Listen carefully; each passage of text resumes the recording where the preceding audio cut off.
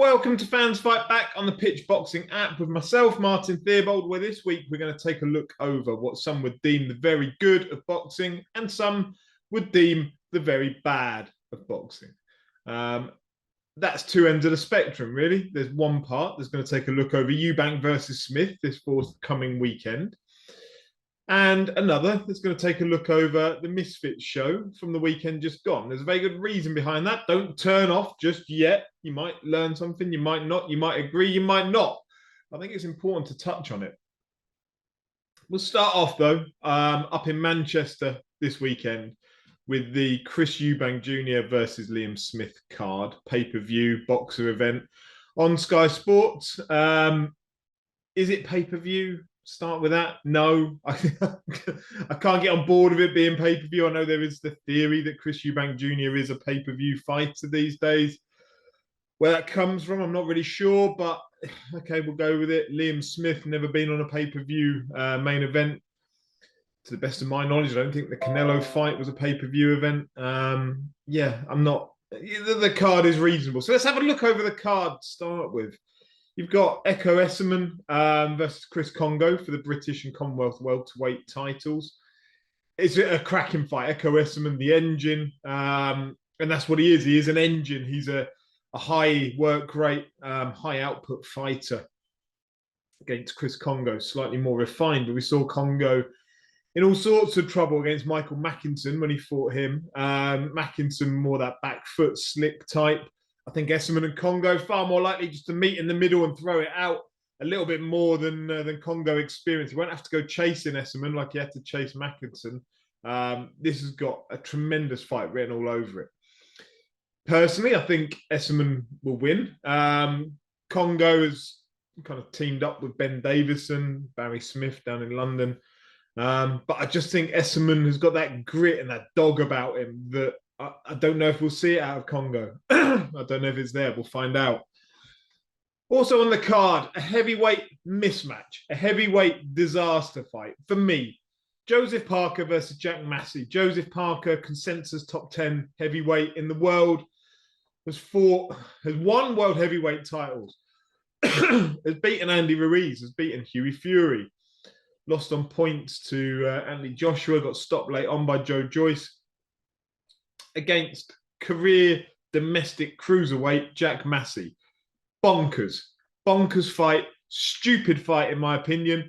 We as fans, promoters, we all cry when things go wrong in the ring. Things can go wrong in the ring when you end up with this kind of matchmaking, in my opinion.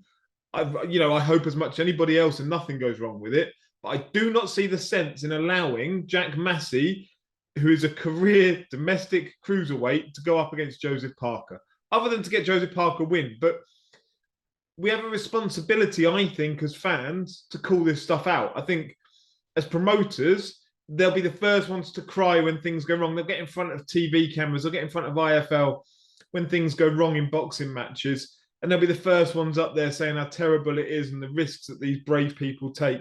Yeah, they are risks. And you should mitigate those risks. The board should mitigate those risks and not encourage fights like Joseph Parker versus Jack Massey. I'm not a fan. Richard Riakporhe versus Glowacki. Good fight. Really good fight. I think it's a great benchmark opportunity for Riakporhe. Glowacki was stopped by Akoli. Let's see if Riakporhe can do it quicker. See if Riakporhe can beat it. It's a tough fight. It's no given that he comes through Glowacki. If he does, though, it announces himself. It launches himself onto that world stage. So let's see. Hopefully, for Richard Riakporhe, he comes through it. Maybe we'll look at that Chris Billam-Smith fight down the line. I've just touched on Joseph Parker against Jack Massey up at heavyweight. Also at heavyweight, we've got Fraser Clark, the Olympian, the bronze medal winner at super heavyweight. 4-0 as a professional against Kevin Espindola, Argentina's 7th best heavyweight. 7th, but I didn't even know Argentina had 7 heavyweights. What are they doing with Fraser Clark and his career? I don't understand it. He's not young. He's, early 30s. He hasn't got time on his side. He hasn't got the time to build up through these things. He doesn't need a Kevin Espindola. He doesn't need Argentina's 7th best heavyweight. I'm going to go out on a limb here. I don't know this from anyone, but I'm going to go out on a limb and make a prediction. The Boxer are ticking off the fights on Frazer Clarke's contract in the cheapest possible way to allow him to leave Boxer after their kind of contractual terms. I don't know that as a fact. It just feels like it. It feels like buyer's remorse. It feels like they've taken on Frazer Clarke as a great hope, a bronze medalist out of the Olympics, and he's not perhaps what they thought he was. I might be miles off, but that's just what it feels like. Or else, why are you taking on Kevin Espindola in your 5th fight? He's got 3 stoppages out of 4 fights, Frazer Clarke. He had to apologise after one of them for the poor quality of his opponents. Well, it hasn't got much better. I mean, to be fair, one of his opponents was literally pulled out of the crowd a couple of days before. Kevin Espindola at least has had to board a plane to get beaten up by Frazer Clarke. This is garbage. I would anticipate better for Frazer Clarke. I do sincerely hope the Boxer are ticking off the fights on his contract so they can go somewhere where maybe he might be valued, maybe he might be used. Channel 5, for instance. He could become maybe one of their headline fighters and they actually make a career for him rather than fighting Argentina's 7th best heavyweight. I can't get on board with it. I think it's rubbish. Moving on, though, something that's not rubbish, Chris Eubank versus Liam Smith. I love it. I love everything about it. It still doesn't justify it as a pay-per-view fight, a pay-per-view headliner, but I love the fight. I love their personality clashes, the brashness, the flashness of Chris Eubank Jr. against that kind of working man integrity and grit of Liam Smith. They clash in every possible way, and I think they'll clash beautifully in the ring. I really do. Liam Smith with that come forward, the years of the Joe Gallagher training, come forward, hands up, make life dirty, sit on your chest. Eubank, I can see him being pushed back throughout the fight. It'll be interesting to see how Liam Smith adapts as a middleweight. It's kind of been overlooked that he's a career light middleweight and he's going up to middleweight for this fight. We saw Liam Williams was able to do so, an ex-Liam Smith foe at light middleweight. He was able to go up and accomplish himself at middleweight. He fought for a world title. He fought Eubank. He got put on his backside a few times during the fight, but he toughed it out, and it was fairly relatively close fight by the end. I think Eubank will win. I don't think he stops Liam Smith. I don't think he's got it in him. I think Liam Smith has too much pride, too much fight in him. I can see him coming through this against Eubank. I just don't think his pride would allow him to be stopped by a Chris Eubank. I don't think he'd be able to go back to the Smith family home having been stopped by Chris Eubank. I can see a Eubank points win. I do see a Eubank points win. I look forward to this card Saturday night. I know I've sat here and criticised a couple of the fights, but overall, Riakporhe versus Glowacki, Esserman versus Congo, Eubank versus Smith, 3 very, very good fights. Riakporhe versus Glowacki would tell us where Riakporhe is. Esserman versus Congo is just a well-matched domestic British title fight. And Eubank versus Smith would just be a great tear-up. I can't see it being anything other than that. So I like the card. I don't like 2 of the fights on there. I really don't like them. But there we go. That's what the card looks like Saturday night on Boxer Sky Sports pay-per-view. Talking of pay-per-views, we've got to cover it. We've got to cover it. The YouTubers fighting Misfits event down on Saturday night at Wembley Arena. I was there. Now, I do need to caveat that with the fact that I have a 13-year-old son. My 13-year-old son was intending to watch it anyway at home. I said I'd put it on for him. So I thought, well, why don't we go down? I want to experience it myself. I want to see firsthand what it's like. I need to start straight away by saying I'm not here to shill for Misfits Boxing. I'm not here to sell the values of Misfits Boxing. As an event, it wasn't for me. It wasn't for me at all. But then it isn't aimed at me. I'm a 40-year-old male. It's not aimed at me. It's aimed at my 13-year-old son. I was there as a chaperone, as a taxi driver. So I get, it's not for me. The quality's not great. So I just wanted to go through a few things about it. Starting off with, the criticism online, the likes of Carl Frampton, amongst many others from the pro boxing world. Criticising the event, criticising where it's taken us to as boxing. And I think it's probably time to recognise that boxing can coexist with this YouTuber phenomenon. It doesn't need to fight it. They're two entirely different products. They're two entirely different demographics at present that it's being sold to. There isn't really that much of a cross-pollination that seems to go on. Having seen it firsthand, the audience, the crowd, the fans, I don't think there needs to be this huge outpour against it. I think the two can coexist. And I think we'll come on to what boxing can take away from the Misfits setup in due course. Touching on that demographic, that fan base that the Misfits product has, I have never, ever seen anything like it. Now, I must have been to, I don't know, in excess of 100 live boxing events over the years. No idea how many, but well in excess of 100, from small hall to stadium fights. I have never seen anything like it. The doors opened at 7 o'clock for, 6 o'clock for the event to start at 7. Having arrived there about 20 to 6, there were thousands of people lined up, arching around from outside Wembley Arena. Must have been a half-mile queue. I've never seen anything like it. Like if you were playing Snake on a Nokia 3210, you would have been impressed with how well they could wind that queue back around upon itself. It was incredible. And then by the time you got in, you sat down. We sat down about 5 to 7 just before it was due to start. The arena, Wembley Arena, however many it is, 14, 15,000, full. Like from the very first start of the event through to the very end, not a seat spare. It was ridiculous. I've never seen that at a pro boxing event. So why? Why is that? Is it that they're all devotees listening into the conversations going on around?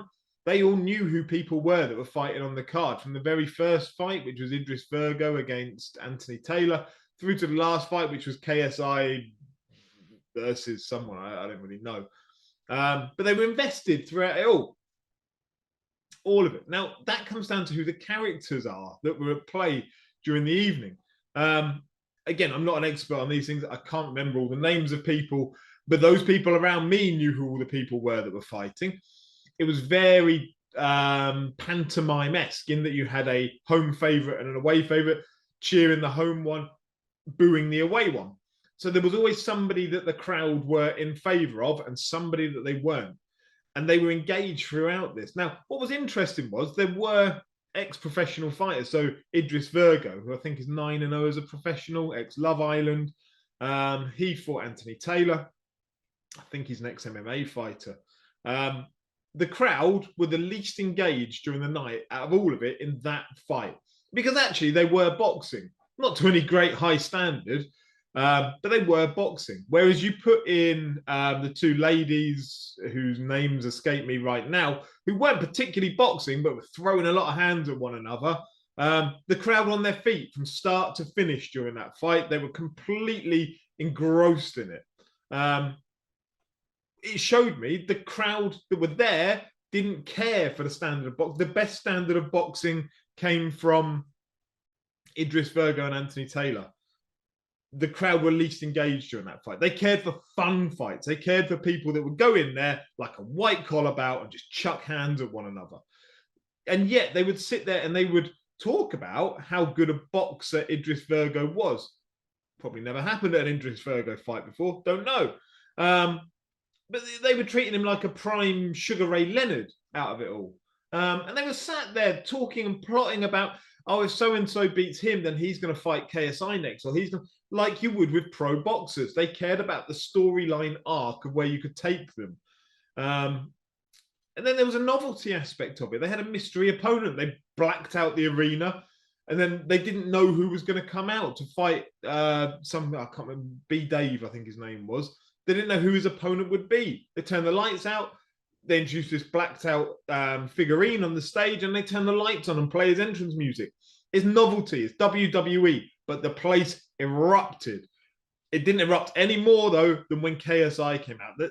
He is the anchor that the zone need, the Misfits need, because if he's not selling bottles of Prime for £1,000 a go in some shop in Wakefield, he's selling out Wembley Arena. The man is a marketing phenomenon. Boxing should be tapping into him and every part of the ecosystem that exists underneath that. And we'll come on to that. So where can boxing benefit from these Misfits events? The most obvious to me, as I alluded to earlier, you had thousands of people queued in this long arching line outside Wembley Arena. You have a very captive audience that have nowhere to be, nowhere to go in that moment. Thousands of people bored off their nut, going back half a mile. Why? Why was there not one boxer stood out there in the streets around this queue of thousands of people with a stereo, with their mate holding pads, with somebody else from the gym doing a bit of sparring, perhaps doing some fancy tippy-tappy Mayweather-esque pads, making a bit of a show of it, turn up there, have a QR code that will take you to their website or take you to their tickets for their next fight, to entertain this captive audience that are there for a boxing event. Why were there no boxers there trying to sell themselves to a captive audience? Bonkers. And boxers can say, oh no, they've got too much integrity, blah, blah, blah. 95% of boxers do not have a legacy that will live in this sport once they're retired. Go out there and make the most of the opportunities now that are there. So next Misfits event, I would anticipate a pro boxer go down there, take a stereo, play some music, entertain the crowd as they're bored, waiting to get round, make sure hundreds of them leave, having scanned your QR code, knowing who you are, market yourselves, because that's exactly what these YouTubers have done for years. I had this conversation with Lyndon Arthur online the other day, and he was talking a little bit on there about, you know, it's so tiring when you're in training camp. I get that. I get that. But let's be generous. Say that boxers have 4 fights per year, 8-week training camps, 32 weeks of the year. There are 20 other weeks of the year. What are you doing for that time to market yourself in the same way these YouTubers have done for years and years and years? They've invested that time into building their brand, building their profile, marketing themselves, and now they're reaping the benefits. Boxers are trying to do it the other way around. They've got the skill of boxing, and then they're trying to build up that marketing, that profile. Do more. Do more. On the basis you've got 23 weeks of the year, why isn't somebody out there on Saturday night selling themselves? Even when you're in training camp. What, you're training for 3 hours a day maybe? Traveling for 1 hour a day? Food prep? Sleeping? Let's be generous. Let's say all of that takes up 18, 19 hours a day. You're telling me you can't find 1 hour to do a vlog about what life is like? You're telling me you can't find an hour to do some kind of recording about other things outside of boxing? I don't sit there and make videos about me recording Excel sheets at work because nobody would care. People want to know about what you do outside of your job. Your job is boxing. So create something about you, the personality, the profile that will help build your brand and make people invest in you, the person, not you, the boxer, doing your job. I need to get that off my chest. Thank you very much. What else can boxing take out of it? One thing that I noted, after every fight, they got the winner to stand up on the top of the staging. And while they were there, they would interview them. And every single boxer who won a fight started calling out somebody else within that YouTube world. Started saying names directly down the camera. They were shouting them. They were, woo, all this stuff, like building up, and the crowd lapped it up. Not one of them stood there and went, well, I'm going to let my manager decide. I'm going to have my team around me decide who's next for me, see what's best for me.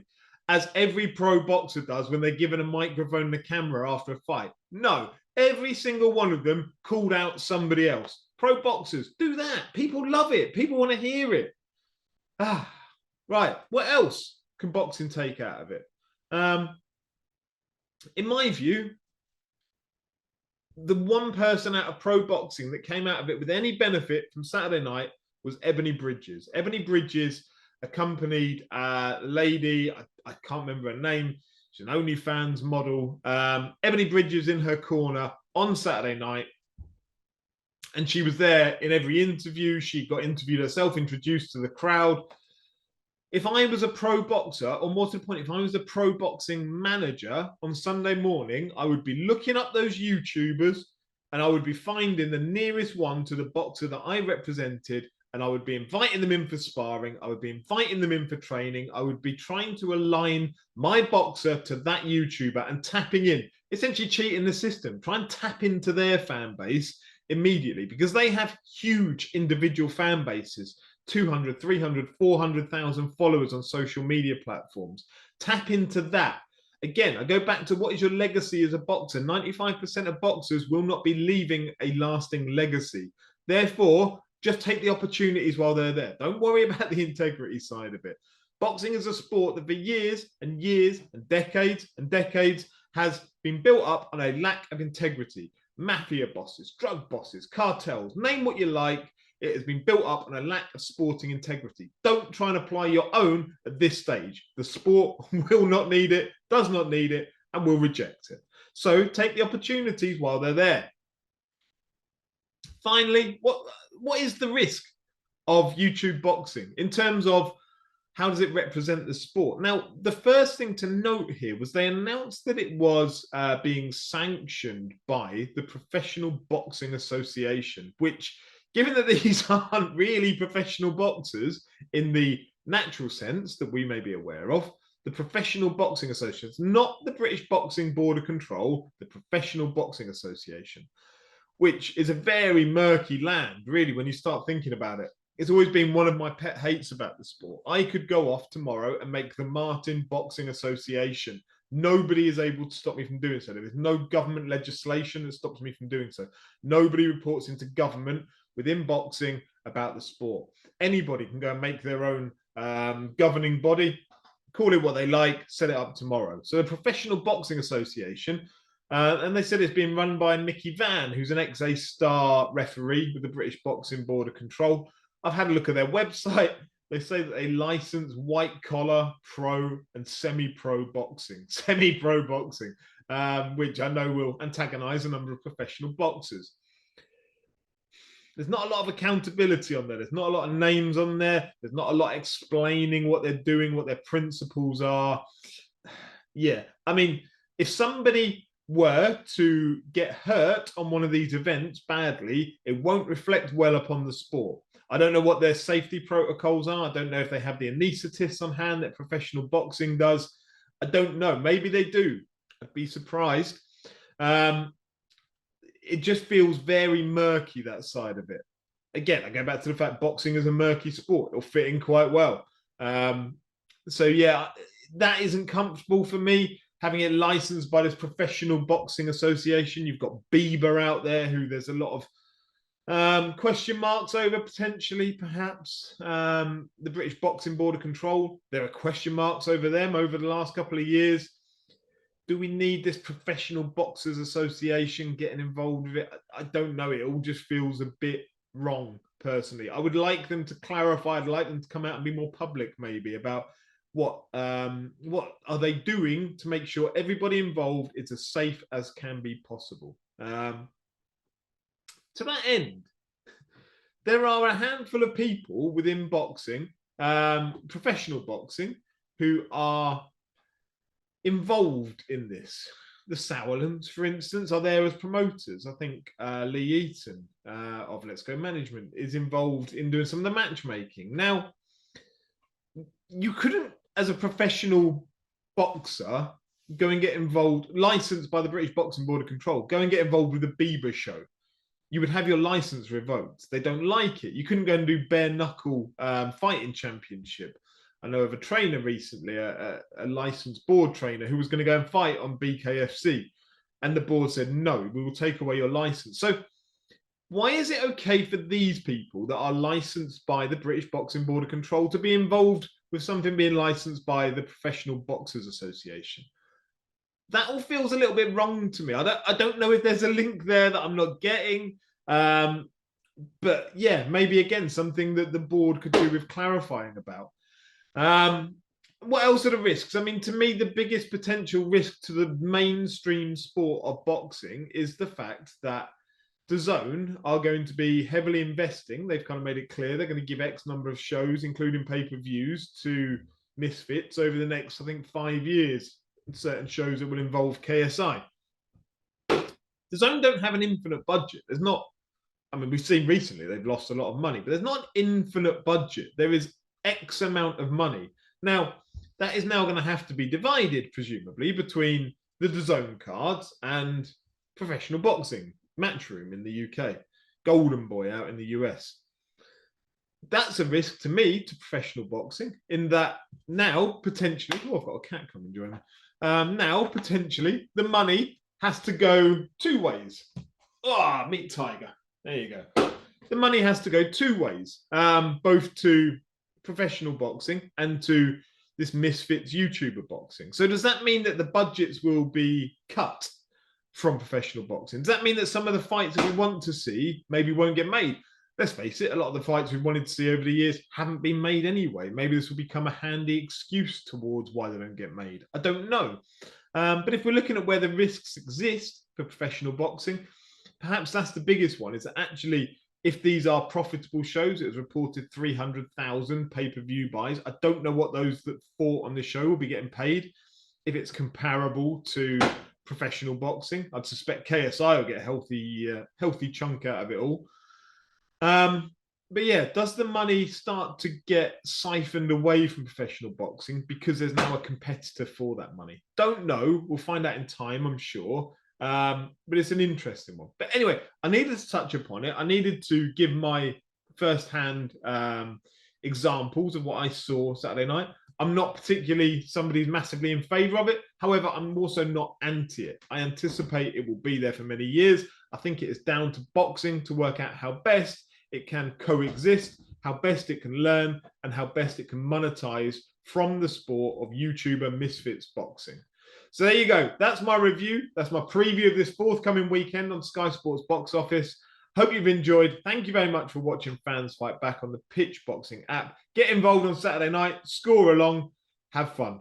Take care.